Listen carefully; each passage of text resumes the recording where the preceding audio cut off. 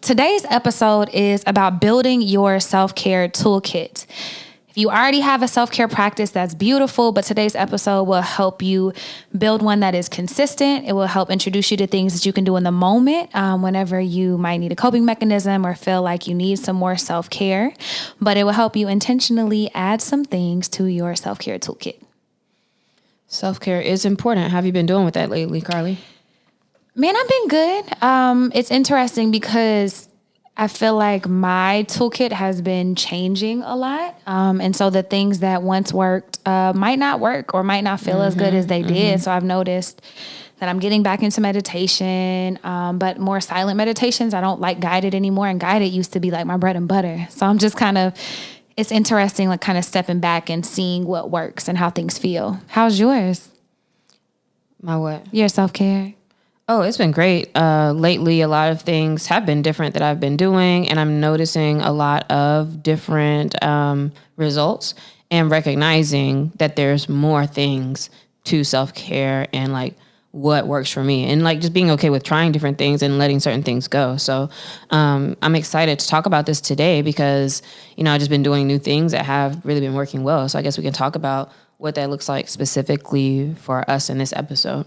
Absolutely. But before we get started, we have another review. So thank y'all for listening, for tuning in with us every week, and leaving reviews. If you have not, please leave us one on iTunes, 5 stars, of course, with some thoughtful comments if you felt so led. But this review says, shout out to MT Sooner. Life on the couch, 5 stars. I love how you guys talk about practical ways to build in life. You're super relatable and I enjoy listening in. So thank you so much. Yeah, thank you. It's easy to be relatable when your life's all messed up. But I think one of our goals and values, as we talked about last week, is authenticity. And with the Bouch, like that was one of the things that we thought about. And so I'm happy that it's coming across and also practical. Self-care is something that I teach. I teach workshops, I teach programs in schools to kids, to adults, to teachers. We talked about it a little bit whenever we did a workshop with the Navy. Like there's just so many things, but the actual definition of self-care is the intentional act of taking care of your mental, physical, and emotional health. I think people so often associate self-care with luxury items like massages and spa things and going on vacation, that they don't realize that self-care really is just intentionally taking care of yourself. Yeah, and it can be just down to earth stuff. Like one thing recently, like I've kind of gotten more into just because a friend of mine gave me some, like all these products that she just had and like she wasn't using, and a lot of them are like body products. I was like, oh yeah, let me put some of this body scrub in my shower, and then I had some soaps or some like organic soaps that I had gotten from my trip in Seattle like a long time ago. I got like 2 pounds, so it was like 500 bars of soaps. Anyway, so like after getting those, I was like, like let me just actually like take a shower because I kind of take fast showers. Like I just clean up and then I dip. Like I don't just sit in there thinking about life really, but it feels like different when I'm in there and it's like first I'll shower, but then I'll get like the exfoliating stuff and like, rub my knees and my elbows and like get that, back of your neck and all the extra stuff. And then also like have like a pumice stone. It's like, well, shoot, let me go ahead and like get the side of my toes and everything. Please. And it's like, oh, okay. Like I don't really do all this all the time for myself, but it like really felt good. It felt like refreshing and, like it feels good to be taking care of yourself. And when I was doing it, I kind of would think about like, man, I wonder how like the ancient Egyptians, like they used to have all the oils and like, the people bathe them. And I wonder how that experience was. And it's like, it just in a simple act, you can have the intention of like, I'm gonna do a little bit more, or, I'm really doing this for myself right now and like enjoying it. And it makes a difference. I love that so much. And the simple act of like taking a shower, something functional that we have to do. And I hope y'all do. And I hope y'all wash y'all's legs, but I'm pretty sure that everybody listens to our podcast does. But taking that extra time. I got a couple dirty ankles out there. Dang, she got y'all dirty. But even that extra time, right? Like if you weren't intentionally taking care of yourself, it could be seen as like you kind of wasting time. Like, oh, I'm already clean. Like I don't really need to do this right now. Yeah. Cause then there are times where I be like, look at it like, yeah, I'm not going to do that today. Like, and that's like, let me just get out of here. Yeah. But when you do, it's like, all right, I'm in the space to do it. Absolutely. But self-care is everything from taking a little bit of extra time in the shower with body scrubs and things to, I remember we talked a long time ago about washing our face and spending a minute just like rubbing the face wash in and really taking that time, to therapy, to boundaries, to owning your own bullshit and being real with yourself and like what energy you're bringing into spaces. There's so many things that self-care can be. And the things we'll talk about today, I don't want to limit it, but I just want to emphasize that it doesn't look one way. Like there's not a one size fits all, like one pager for self-care. Like it's these things and it's this, or it doesn't matter. And it doesn't have to include meditation or yoga. Like I think most people feel like quote unquote self-care does. And so kind of I challenge you to open your mind and be open to like knowing that different practices work for different people, different things work at different times, and you can pick and choose what works for you in this moment.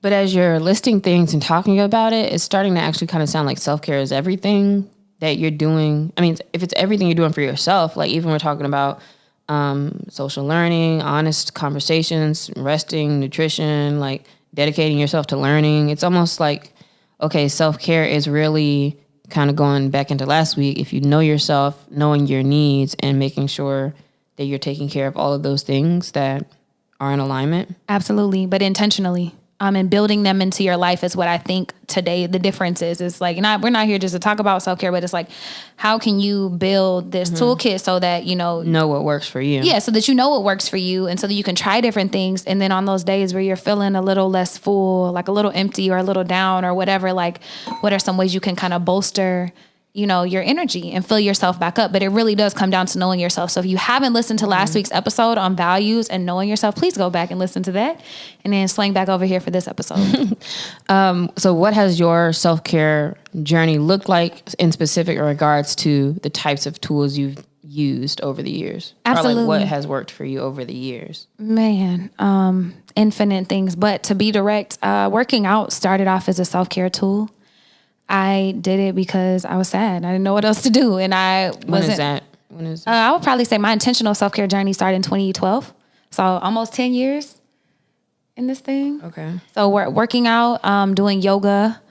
I started trying to meditate, but I'm gonna be real. I didn't get serious about meditation until within the last couple years. Trying to eat healthier. So like learning how to cook and research more healthy and nutritious meals. And then also therapy. So when I first started, that is what it started. It was like therapy, working out, movement, like physical things with my body and like eating better.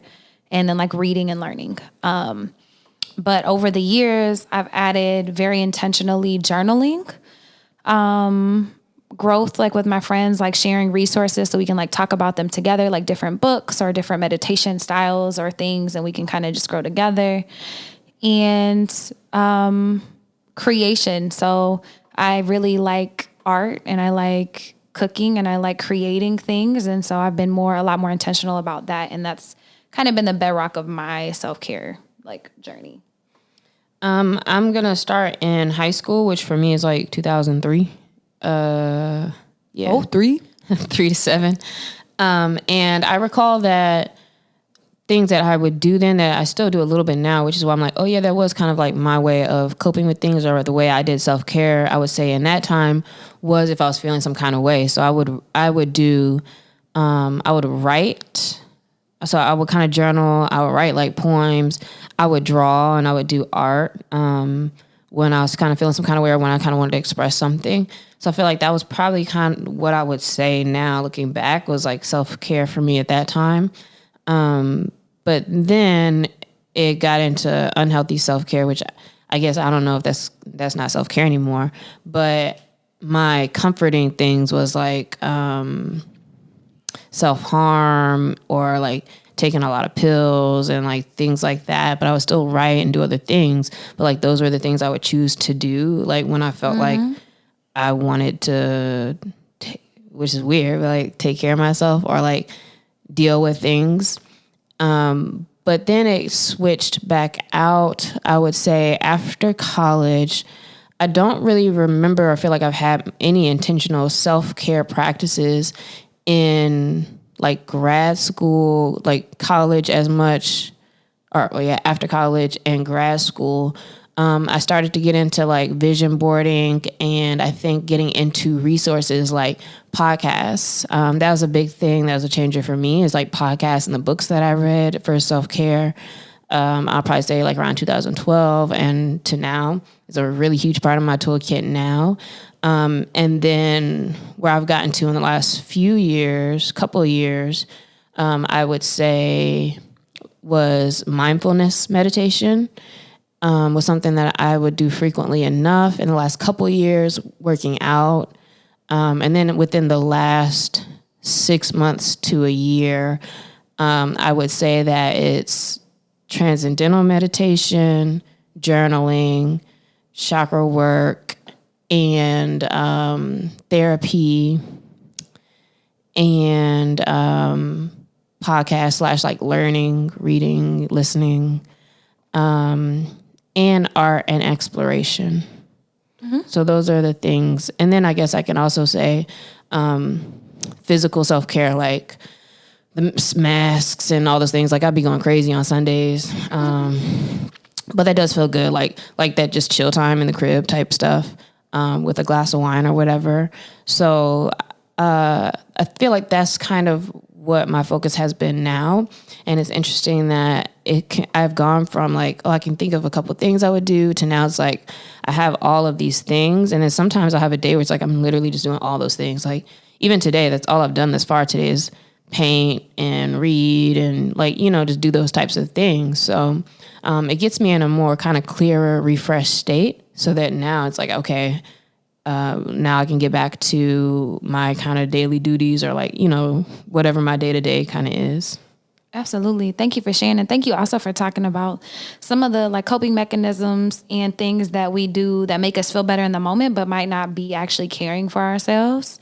Like I think one that I did was like food. Like, man, I love food. And I remember I used to be sad and go get like a cookie and coffee. Like that's actually kind of still get coffee sometimes whenever I'm sad. But like looking at our things, and it's important to recognize that self-care is not just something you do when you're sad or when you're empty, but if you have it built into your life in a way that keeps you full, then you can just keep doing it. And so I love that, it's just kind of part of your everyday routine. Yeah, and I think that's what has changed, is that, you kind of wait till something's going on to like think about help or what you can do or how to ease things. And now I feel like in general, I'm mostly always like in kind of a peaceful space, and or like not too far away from that, because it's just like, I don't know, ingrained into everything a little bit more. And it helps you better regulate it. That way you're not going from burnout to overflowing to burnout to overflowing. Yeah, it's kind of more like a more even place. And even when things happen now, it's like, okay, like I might focus a little more on doing some self-care, but then it's just a quicker, like kind of bouncing back into, where I was. And this kind of spurred this idea of like a self-care toolkit. It kind of spurred from someone asked me why I do therapy. And in answering that question, I was like, I have all these self-care techniques, but, therapists, they are studied and they're like kind of experts in a situation. So one, they give me like an unbiased sounding board, and can see things sometimes that I can't see and help me see things. And also they have a toolkit. Like they give me tools that I can use whenever I am having a bad day or whenever I get triggered or whenever I'm down on myself. And so I was like, oh man, it would be kind of cool if we had if I had my own like self-care toolkit of like resources I can go to whenever I'm trying to fill my cup or whenever I need to feel refreshed or build different things in. And it has led me to actually teach workshops. And so I recently was teaching teachers, and we were thinking about episode topics, and I was like, man, I just had a workshop with some teachers about how to take care of yourself. 'Cause people who are in professions where they are giving back to people all day, which if you think about it, it's pretty much almost any profession. I think teachers and like nurses and people in medical, it's a lot more obvious, but all of us like in having team members and people that work above us and under us, we're working with everybody every day. And it's not only the stress of your life that you end up suffering with, there's also like secondhand stressors. So things that happen in the world, things that happen to your family, to your friends, to your partner, to the people that you interact with on a daily basis, where you're gathering all that stress. So it's important to make sure that you're able to come back to yourself. And so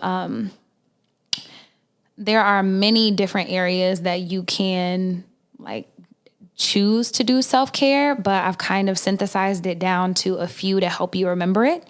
And my idea was inspired by Raquel Martin. She's a PhD and a licensed clinical psychologist and podcast host about mental well-being. And I actually saw her on TikTok and then started doing research and went to her podcast and was like learning and stuff for her. So check her out.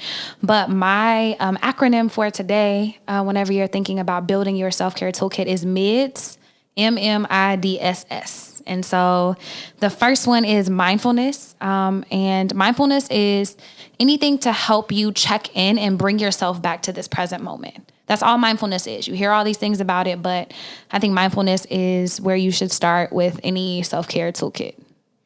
Yeah, and I have incorporated a lot of mindfulness in the last couple of years in recognizing how much I'm in my head and how not present I am. Is when it's like, dang, like, why I got all these cuts on my legs, someone's running into something, from that to like just not listening when people are talking to me type of thing, really make me realize that mindfulness, I need to have a little bit more mindfulness, and that helps with self-care because it keeps me from like rumination or like, you know, just like being in my own world sometimes. So some of the mindfulness techniques that I use even now a lot is breath work, I would say the most. And silent meditation / my transcendental meditation, in which it's silent, but you're repeating your sound over and over, like in your mind. So that's the ones that I think are the best for me, because at any time, like if I feel a little stress coming or, you know, I feel myself kind of getting off, I can really just kind of stop and just do some deep breaths, and you can feel a big difference just from that. Mm-hmm. Another type of meditation that is common is a body scan. And that's just physically sitting with yourself and like thinking about where you have tension in your body. And I literally just start at the top of my head, relax my forehead, release my jaw, relax my neck, relax my shoulders, just thinking about where your body is in space. Your spatial awareness and proprioception help you to bring yourself back into that present moment. Another really popular form of guided meditations that you can find on Calm and Headspace and Insight Timer are guided, where you're literally just listening to someone talk about anything, affirming you. Maybe they're guiding your body scan. But if you're not sure where to start, guided is a great way to dip your toes into meditation. Some other mindfulness activities are sound baths, where there's like singing bowls or sound bowls are played and the frequency is tuned to your chakras, which Lexi mentioned, and it helps you like to calm down or to relax or to open up, whatever that is in the moment. And I took a mindfulness course at USC and I learned 2 really interesting things from there. And the first one is to bring yourself back into any moment whenever you're feeling like really stuck in your head or like you're having a really hard time, is to physically start looking at the things around you and start labeling stuff in front of you, like, oh, brown couch, mirror, green plant, like looking at things, because it's impossible for you to be stuck in your head when you're grounding yourself in the space. And then the last one I think is cool. And I'm skimming over these, so please feel free to Google. If you have questions, reach out and let me know. But mindful eating is so cool. When's the last time you actually savored your food or tasted chocolate? And you might be like, man, yesterday when I ate a whole bag of chocolate pretzels. It's like, no, mindful eating walks you through, and there's plenty of YouTube exercises like, well, they'll just walk you through like rediscovering what it's like to taste your food and to enjoy it and to be one with it. So anytime you're allowing yourself to be in the present. But mindfulness, I think, is a great place to start for any self-care. Mm-hmm. The next one is, next M in the acronym, is for movement. It's so important to move your body. We get so much tension, stresses of life, the emotions of things that you're going through can really get like stuck within you and like feel like it's kind of actually in a different space. So when we talked about like the body scan, for example, and the tensions, a lot of time that's kind of our own stresses that's stuck in the body. And so movement helps you to be focused on other things, as well as movement helps you to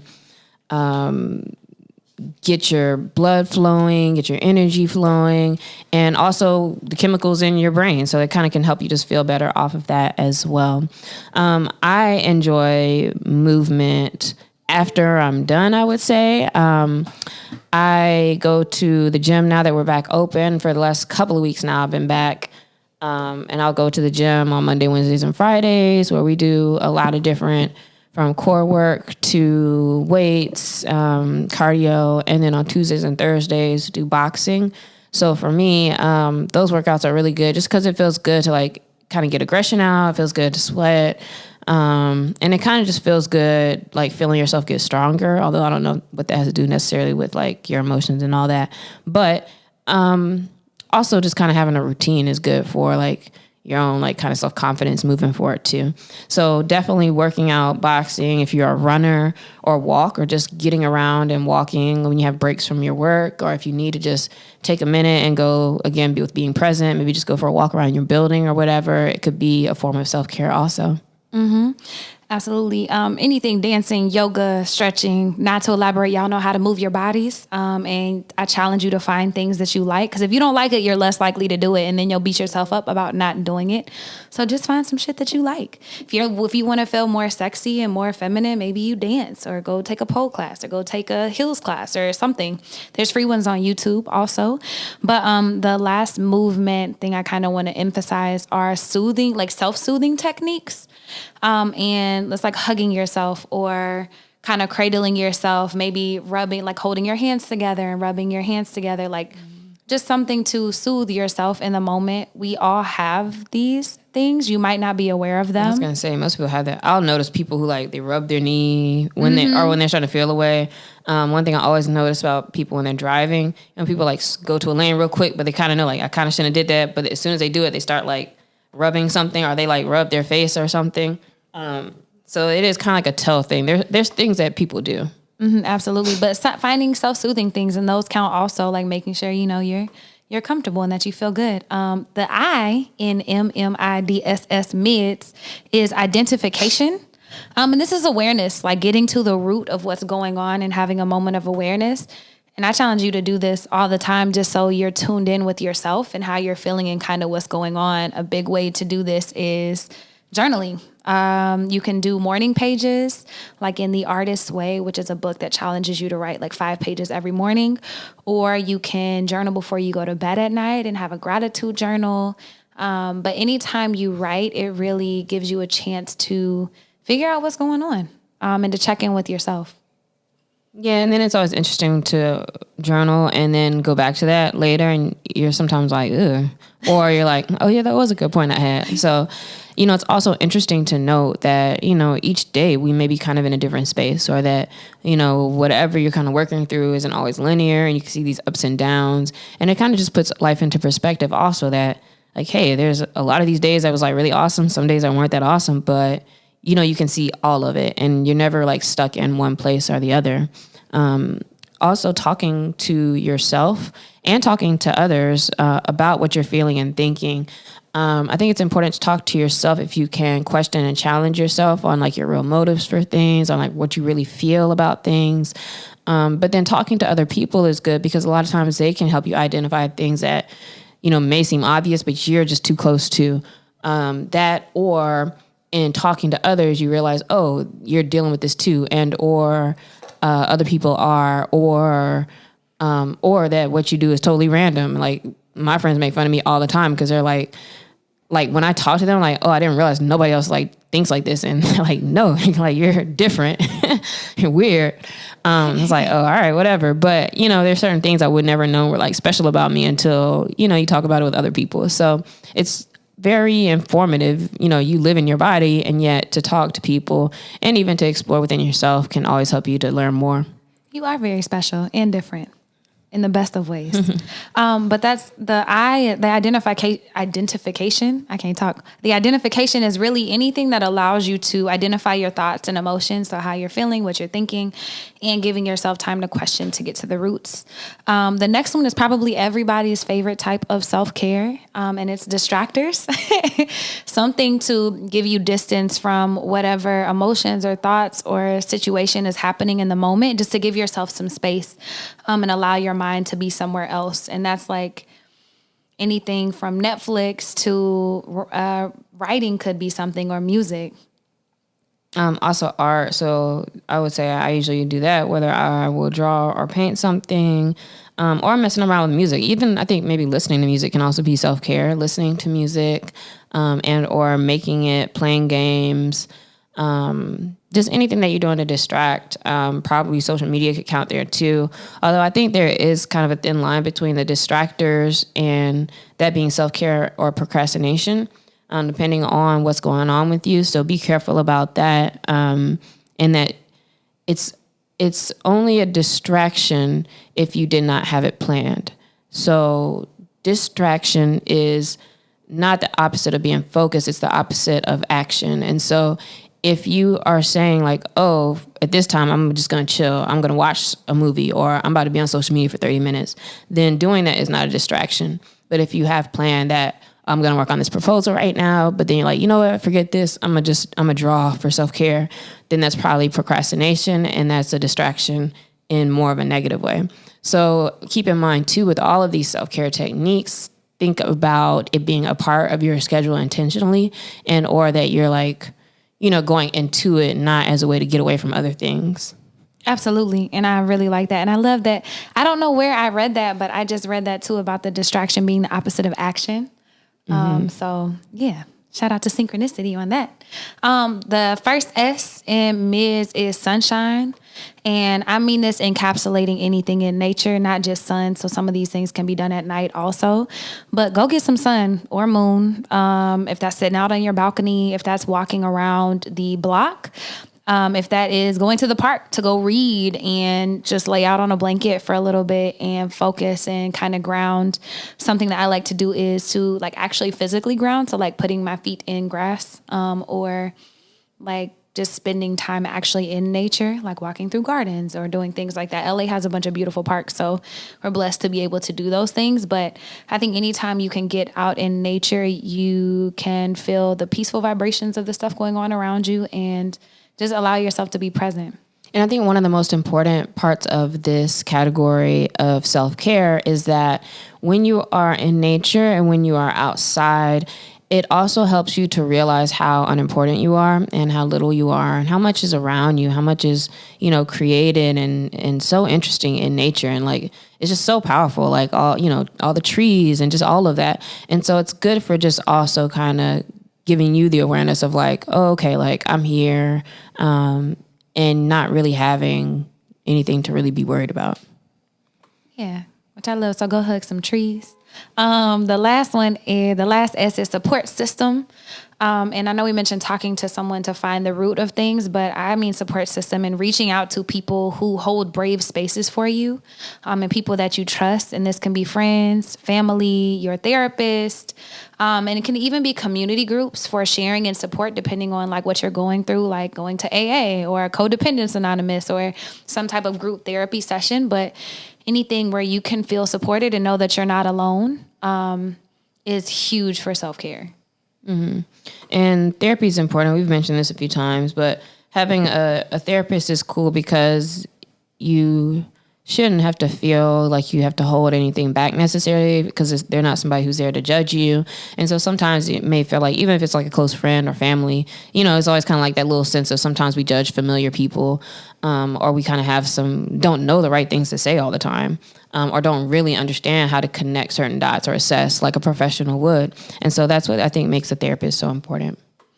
Absolutely. So those are your mids. So MMIDS, mindfulness, movement, identification, distractors, sunshine, and support system. And these are all things that can be built into your routine. So to help you better regulate your life on a scale consistently. But also if you find yourself getting overwhelmed or starting to ruminate or falling down a rabbit hole, these are also things that you can use to pull yourself out in that moment. But it's important to have consistency so that you can build stress resiliency and help yourself deal with life better. And I had a couple of key things to remember whenever you are practicing self-care. And the first one is that there is no wrong way to love on yourself. And earlier we both talked about exploration and exploring different methods of self-care and different types of things, because there's no wrong way to love on you, and you have to try things in order to figure out kind of what works for you. And you have to give yourself space and grace. So be your own friend. Self-care is kind of about being your own best friend, taking care of yourself, doing what you need to do. And so remember to be talking to yourself or giving yourself the grace that you would to somebody else if, they were going through a hard time and or maybe not taking the time for self-care, missed something. You said you were going to meditate and you didn't, whatever it is. Like, give yourself the space, but notice how you do feel when you don't do the things versus when you do, and try to be more aligned with that. Absolutely. Treat yourself like you would somebody that you love. My therapist says that to me all the time. And the last two just little reminders are like knowing that your toolkit might change over time and then keep trying things. And man, if you have like different practices that we didn't mention, please hit us on Carlie's couch, share with us. I'm always trying to add different stuff to my magic bag of tricks and just seeing what I enjoy and love. Yeah, there's so many different things. Like, and the more I read, listen to podcasts, whatever, anytime you get a little key from somebody of something that they do, I tend to try different things and just whatever sticks. And sometimes things are good for a season and then you're like, oh, okay, like you're kind of off it. And then as you're growing and changing, different things are more helpful. So, just always being more open to what's effective and not just what's familiar. Absolutely. So those are our tips to creating a self-care toolkit for yourself. Like I said, hit us, let us know what some of your practices are. What are some new things that you're going to try? And then this week we have a shout out and it's right in line with self-care. So shout out to the Mental Motel, founded by Torian Nixon, a former NFL player, fashion designer, artist, chef in the making. I mean, T pretty much does it all, but he wanted to start this movement to destigmatize mental health and encourage a community of self-love and self-care. When he was in the NFL, he realized that people don't really give a F about people's mental health, and he didn't feel supported, and it wasn't until he quit that he started his own journey. So he wanted to create a space for everybody to be able to share their stories and hear other people's stories and know that they're supported. So they have a podcast and a merch shop and other stuff. So check them out. I'll link them in the show notes, but it's at thementalmotel.com and at thementalmotel on Instagram. Is that the name of the podcast or like the community? It's both. It's all of it. Because his idea is like, whenever you go to the Mental Motel, you're checking in. Mm-hmm. And so like letting people know, like, and so it's like, oh, this week checking in is, and he just dropped his first episode, but then his second one is like this chef from New York City. So he has like all kinds of people, all kinds of cool people on there, like telling their stories. Mm-hmm. That is cool. Shout out to that. I have to check that out and see what it looks like. And then our question of the week this week for our listeners and for us. Carlie, is there something that you're still trying to prove to yourself? Man, yes. So as much as I would like to be like, nah, I'm good. I'm not trying to do anything. I'm still trying to prove to myself that I'm worthy and that I can do all these things. Even though I inherently know that I am worthy and that I logically can do all of these things, I still notice like whenever I'm trying to do something instead of just like being it. And so those are my two. I'm kind of sitting with that this week and chewing on it. What about you? Worthy, and what's the second one? That I can do it. Like all these things, like all these big dreams that I have, that like I can do them. And I'm trying to prove it to myself, not necessarily. Yeah. So, something that I'm still trying to prove to myself. Well, the first thing I think of probably is not a good thing though. But maybe I could just talk it out and dive into it. Something I think I'm still trying to prove to myself is that I'm in control or that I can control things, but perhaps I should not be trying to prove that. And that's probably the stress. So that might be a different direction. That you can control things? Do you want to elaborate? I'm trying to prove to myself that I can control things like situations and people and what's going on. Sometimes when you're the type of person who's always like trying to read up stuff and learn stuff, it's like almost like you're trying to still like manipulate situations or mold things to happen a certain way. But that I don't think that that's something I should be trying to prove to myself. And that really that focus should probably just be on just controlling what I can do, which I do a lot of as well. So maybe less focus on that. Yeah. So whether for you that's something where you're like, oh, maybe I'm trying to prove this to myself and I shouldn't, because even with what you said, it's like, okay, cool, but maybe you probably shouldn't. Exactly. Or if it's something that you do continue, like, all right, I can prove it to myself that I can, be consistent, go to the gym or do whatever, then that could work that way as well. But think about what that means for you. Like, what are you trying to prove to yourself and what you think that might mean and what that looks like if that should be something that you do prove to yourself. And hit us and let us know and share this episode with somebody who could also stand to embellish, build up their self-care toolkit. How about that? And throw a little parsley on it. Oh God, no. All right. Bye, y'all. Bye. Take care of yourself this week.